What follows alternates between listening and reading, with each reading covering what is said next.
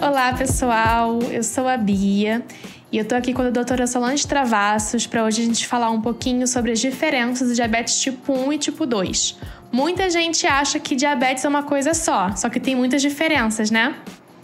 Sim, o termo diabetes se refere à glicemia alta, né? Mas, Bia, existem mais de 30 tipos de diabetes, né? E os mais comuns são o tipo 1 e tipo 2. E assim, era para ser uma diferença muito clara, mas algumas vezes no diagnóstico a gente tem dúvida, sabe? A causa é completamente diferente. Existe em comum o nível de glicose alto no sangue. Mas o diabetes tipo 2, ele está ligado ao mecanismo de resistência insulínica, à obesidade, ao sedentarismo, a um estilo de vida inadequado, né? E o que é muito marcante no diabetes tipo 2 é a presença de outros casos na família. No diabetes tipo 1, não, né? É uma doença autoimune. Geralmente, você é o único da família. É uma doença que o seu pâncreas... Você, outro dia, eu vi um vídeo seu, por acaso, e que você se refere ao diabetes como um bebê. Sim. Né? Então, assim, a pessoa com diabetes tipo 2, né? Se a gente está falando de uma família que tem um certo nível de informação, né? Muita gente já sabe que o diabetes tipo 2 tem essa agregação familiar, esse maior risco relacionado ao estilo de vida. Então, já é uma coisa que ocorre na família, as pessoas sabem disso. Mas no diabetes tipo 1, não, né? Aquele diagnóstico cai de presente para você. Vem de paraquedas, né? Exatamente isso. Não é? Então, assim, o diabetes tipo 1 é uma doença que não tem relação com obesidade. É uma doença que a pessoa geralmente saudável, né? É bem comum aquelas pessoas que nunca vão ao médico, nunca têm nada, são super saudáveis, vão dormir sem ser diabéticas e acordam diabéticas, né? Sim. Então, é um diagnóstico que a pessoa, assim, não está esperando.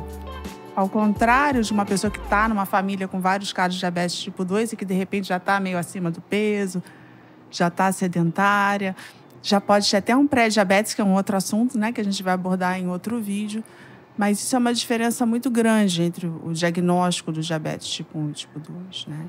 Sim. Em relação aos sintomas, o diabetes tipo 1, você não fica assintomático. Tudo acontece muito rápido, né? É impossível. Então, a pessoa começa a urinar muito, beber muita água, perder peso, ter muita fome, né? Mas no diabetes tipo 2, não. Você deve conhecer casos, né, Bia, de pessoas com diabetes tipo 2 que já fizeram diagnóstico com alguma complicação. Já. Ou que demoraram muito tempo. Vê se você lembra de algum aí para falar. Não, recentemente, uma pessoa entrou em contato comigo perguntando se eu tinha algum problema para enxergar, porque ele tinha sido diagnosticado com diabetes tipo 2, só que ele acha que já tinha muito tempo porque ele não enxergava mais. Eu falei, olha, pode ser outra coisa. Ele, não, o médico falou que é do diabetes.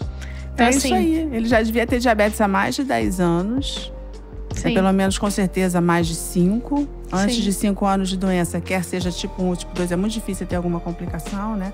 E para ter com 5 anos tem que ser um controle muito ruim. Sim. Então, às vezes, uma pessoa que tem um hábito todo errado já está diabética e não sabe. Imagina o estrago que pode ser, né? Pois Imagina quanto que essa glicemia não vai com a alimentação. Pois, nossa. Eu, há pouco tempo, eu tive 2 casos, assim, bem marcantes. Um foi da madrinha de um paciente meu, aliás, a mãe dele é a nossa ouvinte aqui no podcast. A madrinha de um paciente que, com mais de 70 anos, com quase 80 anos, magra, apresentou uma hiperglicemia, assim, uma glicemia muito elevada, de mais de 300, e que o neto tem diabetes tipo 1. E o próprio neto socorreu a madrinha. Até socorreu com insulina mesmo, aplicou Caramba. Um pouquinho lá de rápida.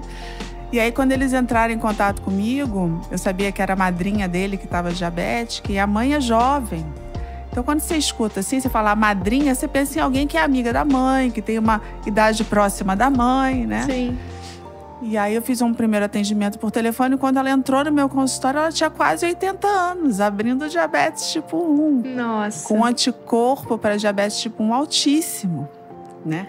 Então, às vezes, essa confusão, ela pode ocorrer. É interessante. E agora, isso. recentemente, também, um outro paciente no consultório. Esse aí foi completamente um equívoco, né, no início do tratamento, porque era um rapaz jovem, magro, sem histórico importante de diabetes tipo 2 na família, fazendo hiperglicemia, com anticorpo positivo e estava sendo tratado com medicação oral como diabetes tipo 2. Então, assim, a gente trouxe esse tema, né, Bia? Porque isso, infelizmente, acontece.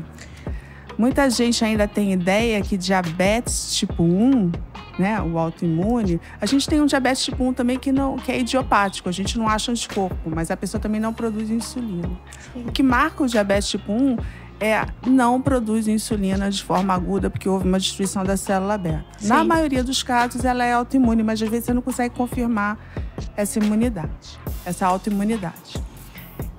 E isso, às vezes, o que acontece é que pessoas adultas, magras, sem histórico familiar de diabetes, mas por não estar naquela faixa etária que todo mundo associa diabetes tipo 1, acham que é tipo 2. Não, eu conheço muita gente assim. É muita gente que foi diagnosticada errado e ficou anos. Anos não, né? Porque anos é muito tempo. Não ficou tipo uns meses, quase um ano, sendo tratado de forma errada e não parava de emagrecer porque tava com hiperglicemia.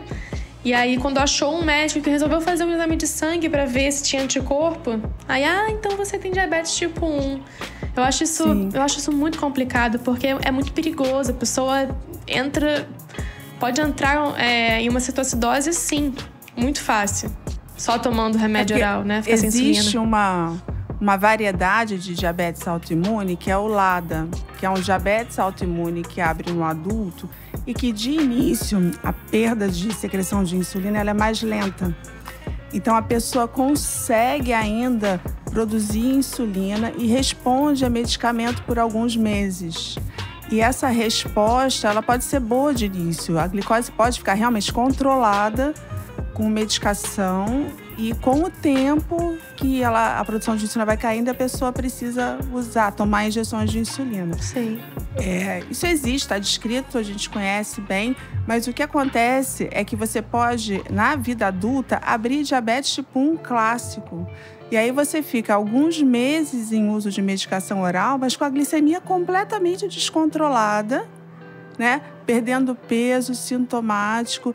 E esse tratamento, ele esgota mais a produção de célula beta e se torna um diabetes mais difícil no futuro.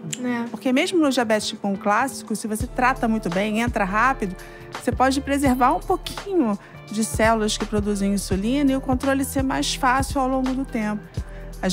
Existem estudos que mostram que quem tem um restinho de produção de insulina que a gente avalia com um exame chamado C-peptídeo tem um diabetes um pouco mais fácil de controlar e tem menos complicação no futuro, né?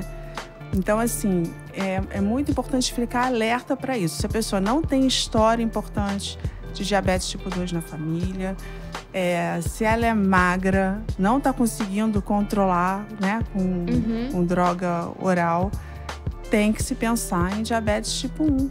Sim. Que pode acontecer em qualquer idade. Sim. Né? Então, se o quadro é aberto com muita hiperglicemia na pessoa magra, você tem logo que afastar diabetes tipo 1.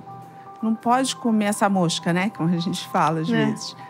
Porque pode ter uma consequência grave, como você falou, até de uma cetoacidose, né? Sim. Não, eu conheço pessoas que só descobriram por conta disso. Porque estavam sendo tratadas de forma errada, aí passaram muito mal, foram pra UTI, né? Com cetoacidose, e lá descobriram que tinha diabetes tipo 1, que só precisavam tomar insulina. Que não estava tomando, porque não foi prescrita. Porque o médico resolveu prescrever medicamento oral. E isso gera um trauma, às vezes, né? Sim. Porque fica um início de doença muito difícil, né? A pessoa pode passar realmente mal, correr risco de vida, ser internada. Então, a gente precisa minimizar. É muito complicado. Mas, assim, enfim, tem vários casos, né? Tem várias questões também, enfim, que levam a isso. né? Mas eu acho que é importante a gente falar um pouquinho sobre a questão de fatores de risco, né? Enfim, de tipo 1, tipo 2, ambiente do tipo 1, para poder mostrar essa diferença para quem estiver ouvindo, para poder saber, olha, pode ser isso, pode ser aquilo. Vamos fazer um exame. Que exame que eu posso fazer para saber se é isso mesmo? E ficar atento. Se você for diagnosticado com diabetes, tá fazendo o tratamento, não tá dando certo, é voltar para falar com o médico. Tipo, olha, faz alguma coisa, vamos me ajudar. Vamos dar um jeito nisso aqui, né? A grande maioria dos casos de diabetes tipo 2 vai estar ligada à obesidade, né? Muito frequentemente também hipertensão, alteração dos lipídios no sangue, história familiar e sedentarismo. Então, esse é o contexto tradicional. Uhum. Se uma pessoa jovem abre diabetes sem esses fatores, dificilmente vai ser diabetes tipo 2. Deve ser diabetes tipo 1, que pode ser a forma autoimune, que você detecta anticorpo no exame de sangue, ou a forma idiopática, que você não produz insulina, mas você não detecta anticorpo.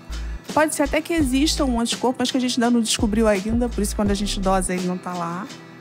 Né? Mas assim, é muito importante isso ficar claro para as pessoas. O diabetes tipo 2, para ocorrer na pessoa jovem, geralmente ele está associado a uma obesidade importante. Sim. Né? Então, e outra coisa também, eu vejo às vezes alguns pais, algumas famílias ficarem torcendo, quando a gente fica na dúvida, que às vezes acontece, ficarem torcendo para ser diabetes tipo 2.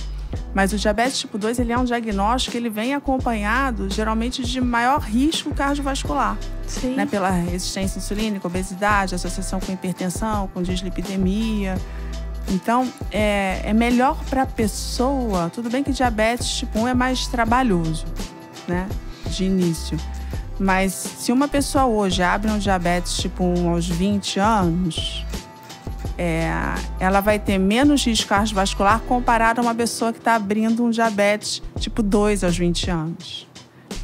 Quando a gente dá uma olhada nos estudos de complicações do diabetes, tanto microvascular, que a gente fala mais do olho, do rim, e macrovascular, que é coração, né? Riscos de AVC, hipertensão, a gente vê que o diabetes tipo 2 no jovem, ele é mais agressivo quando a gente pensa em complicação. Sim. Mas o importante é a pessoa entender o que está se passando, e no diabetes tipo 1, a gente, de início, a gente tem um foco muito direcionado para o controle da glicemia. No diabetes tipo 2, eu já vou ter que olhar o peso, né, a dislipidemia, a pressão e a glicemia também. Sim. Então, acaba sendo, no meu modo de ver, um diagnóstico que agrega mais risco. Mas, por outro lado, a pessoa que abre um diabetes tipo 2 jovem, ela tem a oportunidade de reverter isso, perdendo bastante peso e mudando o estilo de vida. Sim. A gente com diabetes tipo 1 já não tem essa chance até o momento. Sim. Né? Mas isso também deve mudar. Fala. Eu ia falar que os dois, cada um tem o seu lado, que por um lado isso aqui é ok, por um lado não é tão bom assim. Os dois têm isso. Eu acho que, assim, é saber que tudo na vida tem o lado não tão bom, né? E o lado que, enfim. Mas, enfim. Não, para uma pessoa que é jovem e está obesa, sedentária, hipertensa, o diabetes tipo 2 pode ser uma oportunidade incrível, né? Sim, sim. Dela se reinventar. Sim, isso, é porque isso é verdade. Eu ia falar que lado bom, mas falar lado bom com diabetes não combina. Eu fiquei, o que eu vou falar com lado bom? Eu falei, não vou dizer isso. É verdade. Dependendo do momento que a pessoa está vivendo, isso pode soar muito, né, de uma forma muito negativa para ela. Exato. Uma outra coisa que as pessoas também têm dúvida é quanto à probabilidade de ter filhos com diabetes, outros casos na família, né? Sim. Ela é muito diferente também. No diabetes tipo 2, se você tem um familiar com diabetes tipo 2, isso aumenta em torno de 30 e poucos % o risco de ter um filho com diabetes, por exemplo. Se é pai e mãe, já chega lá para os 50%. Se é diabetes tipo 1, esse risco ele fica ali em torno de 5 a 7,5%, sendo menor na mulher do que no homem. Então, uma mãe tem menos risco de ter uma filha com diabetes tipo 1 do que um pai. Sim. Mas mesmo assim o risco é bem pequeno, né? Se a gente compara com a população em geral, ele é maior. Ele vai ser maior do que numa família que não tem ninguém com diabetes tipo 1. Mas ainda assim ele é um risco baixo. Né? Então isso a gente vê na prática, né? A gente não vê muita agregação familiar, né? Sim. Dos seus amigos, das pessoas que você se relaciona. Nos meus pacientes, eu tenho poucos que são irmãos. Sim, e pouquíssimos. Pai e filho também são poucos casos. Né? Eu conheço agora na internet, porque eu vejo muita gente na internet divulgando e falando, enfim. Mas eu acho que tem… não sei se tem mais a ver com diabetes MOD ou não, MOD. Então, o diabetes tipo MOD é um diabetes que é causado por uma alteração genética. Geralmente é um gene só. A gente já tem 14 tipos identificados. E esse, sim, tem uma prevalência muito grande nas famílias. E uma coisa importante, Bia, que você falou, que muitas vezes o diabetes tipo MOD 3, ele é diagnosticado erroneamente como diabetes tipo 1, né? A gente também tem o diabetes neonatal, tem algumas formas, e tem pacientes com diabetes neonatal que são tratados com insulina desde o início e que também poderiam responder à droga oral. Então, isso é muito importante. Há uns anos atrás, quando isso começou a ser mais divulgado, houve um número considerável de pacientes que pôde converter o tratamento de insulina para droga oral. Olha! E eram pessoas que já usavam insulina há bastante tempo. Existe até na internet uma calculadora de risco de MOD. Legal. Então, se você tem diabetes, tem vários casos na família, você pode buscar na internet, colocar lá os seus dados e ele dá. Se o seu risco de ser MOD é alto ou baixo, e você pode discutir isso com o seu médico, né? Isso é interessante. Porque muitas vezes, assim, é um paciente que já começou a insulina há muito tempo, que abriu muito jovem e que aquilo não foi avaliado em nenhum momento. E ele passa anos, vai mudando de médico, as pessoas vão dando sequência ao tratamento e não tem essa percepção que talvez o diagnóstico possa estar errado. E isso acontece no mundo inteiro. E é difícil a gente conseguir ter acesso ao exame genético que faz o diagnóstico do MOD. Ele é bem caro. Mas eu tenho alguns pacientes no consultório, né? Tem casos também que o paciente responde à droga oral no início e com anos de doença também acaba precisando usar insulina. Isso também acontece. Agora, dentro do MOD, tem o MOD 2, que ele é bem interessante, que as pessoas têm uma alteração de glicemia discreta, geralmente assintomática, e que não requer tratamento. Quando trata, é como se o setup daquela pessoa fosse de ficar bem com uma glicemia de 100 e pouco. Uhum. Que quando você começa a baixar muito essa glicemia, essa pessoa não se sente bem. E é um diabetes que não complica. O único momento que, em geral, precisa tratar é durante a gestação. Interessante. Então, é importante esse diagnóstico nesse sentido. Eu tenho pacientes com MOD 2 no consultório, algumas, né, que também tem essa questão da agregação familiar. Interessante. Agora, o que é muito importante é, se o seu diabetes não está sendo controlado com o tratamento atual, né, especialmente se você está com o diagnóstico de diabetes tipo 2, sem uso de insulina, e essa glicemia está alta, apesar do seu esforço, você é magro, não tem ninguém na família, reveja esse diagnóstico. Né? Sim. Que isso pode estar errado. E assim, já recebi casos no consultório de pessoas há muito tempo, Bia, com a glicemia alta há anos, que abriu diabetes com um peso normal e insistindo em remédio e não consegue controlar e não vai conseguir porque não tem insulina. Né? Então não vai ter jeito, né? Sim. Assim, são muitas questões, né? E, ao mesmo tempo, tem uma outra questão também. Eu ouço, né? Já ouvi muitas pessoas com diabetes tipo 2 falarem pra mim: mas o meu tipo é melhor do que o seu porque você toma insulina, eu não. Aí eu fico assim, olhando pra pessoa, tipo… Tá bom, continua pensando assim.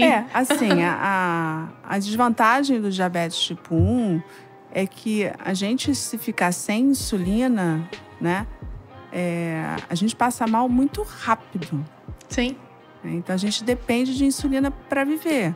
É uma preocupação que precisamos ter. A gente tem que ter insulina sempre, em quantidade suficiente, né? Uhum. Não pode… falhar nesse sentido. Mas eu acho que o diabetes tipo 2, se você não for um bom paciente, ele te prejudica muito. No futuro pode até precisar usar insulina também, né?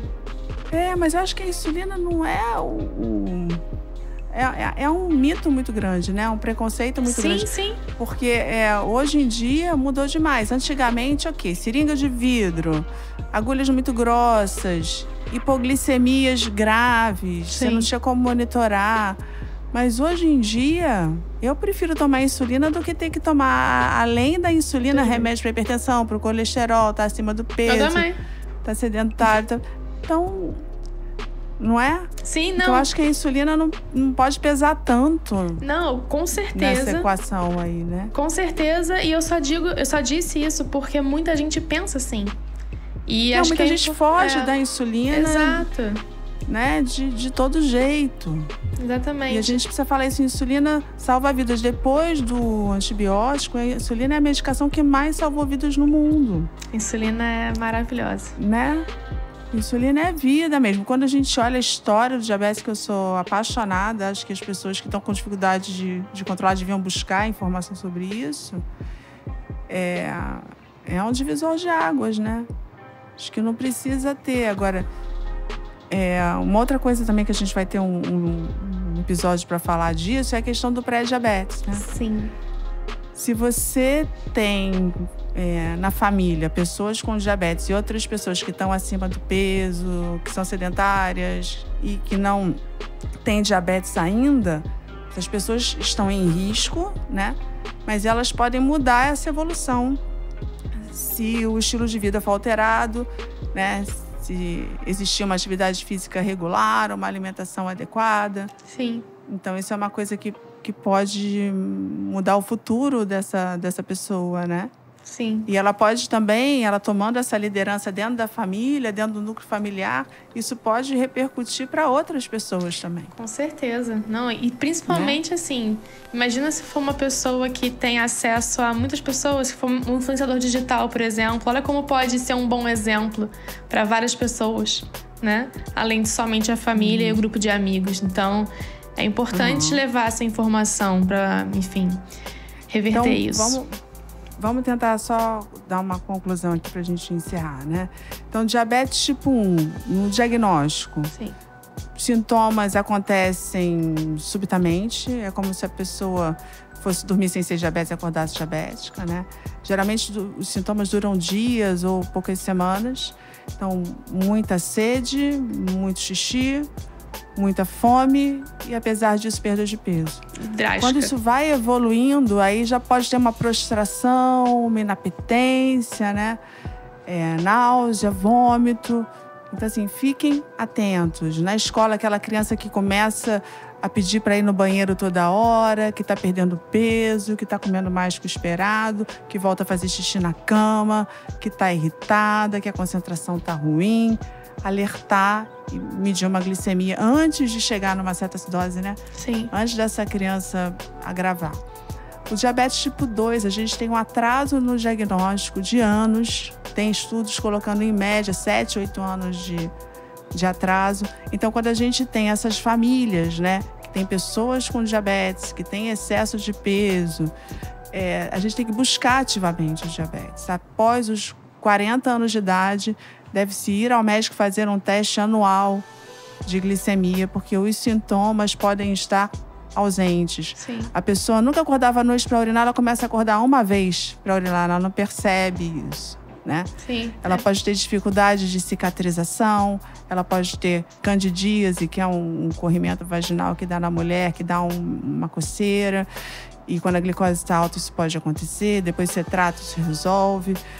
Mas o diabetes tipo 2, a gente precisa procurar ele. O ideal é que a gente não seja surpreendido na fase que já está com sintomas igual do diabetes tipo 1. Porque nesse caso a glicemia já vai estar mais alta e você já está chegando mais atrasado ainda. Sim. Né? Eu acho que é isso, né? Ficou claro. Ficou claro. E assim, o importante é ficar sempre atento, ir ao médico regularmente, fazer os exames regularmente, porque dá pra evitar uma complicação, né? Dá pra evitar um susto. né? Em muitos casos, assim. Até no diabetes tipo 1 mesmo, se descobre logo no comecinho, sabe? Não precisa passar por todo o trauma de ficar internado e etc, né? Não, e quanto mais cedo a gente trata, porque assim, a perda da secreção de insulina no diabetes tipo 1, ela é muito mais rápida do que no tipo 2, Sim. né? E ela depende da idade também. Crianças é mais rápido, jovens é um pouco mais lento e no adulto é mais lento ainda. Então, quando você começa, o quanto antes você começa a intervir, né, e melhora o controle desse diabetes, já tratando com insulina, você tem a chance de preservar um pouco mais de células que produzem insulina. Sim. A gente já sabe hoje em dia, com estudos, que essas células, elas mesmo pouquinhas, elas podem estar lá no pâncreas, né? Então é muito importante. E fora o desgaste, como você falou, né, da internação, disso tudo. Sim. Acho que é isso. Mandem sugestões pra gente, mandem dúvidas. Por favor. Né? E obrigada por terem assistido até aqui, ouvido até aqui. Tá bom? Tchau, pessoal. Até a próxima. Tchau, tchau. Tchau.